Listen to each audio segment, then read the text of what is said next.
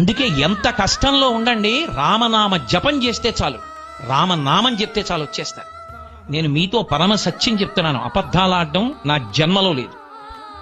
మహానుభావుడు కంచికామకోటి పీఠాధిపత్యం వహించినటువంటి ప్రాతస్మరణీయులు చంద్రశేఖరేంద్ర సరస్వతి మహాస్వామి వారు చెప్తుండేవారు, ఎంత కష్టంలో ఉన్నా సరే మకుటధారణ సర్గ పారాయణ చేస్తే మాత్రం వెంటనే బయటికి వచ్చేస్తాడు.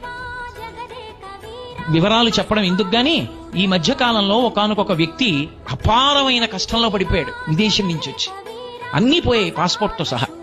ఏం తెలియాలో తెలియనటువంటి స్థితిలో నా దగ్గరికి వచ్చి, గురువుగారు ఏం చేయమంటారని అడిగాడు. మకుటధారణ సర్గ చదువుకోండి అన్నాను. మకుటధారణ సర్గ పారాయణం 3 రోజులు చేశాడు. నాకు చెప్పడానికి కూడా సమయం లేక అతనికి అన్నీ దొరికేసాయి, తీసుకొచ్చి ఇచ్చేశారు. వెళ్ళిపోయి విదేశాలు. అయ్యా నేను ఇక మానకుండా రోజు చదువుకుంటున్నానండి అన్నాడు. రామాయణంలో ఒక్కొక్క సర్గకంతంత శక్తి ఉంది.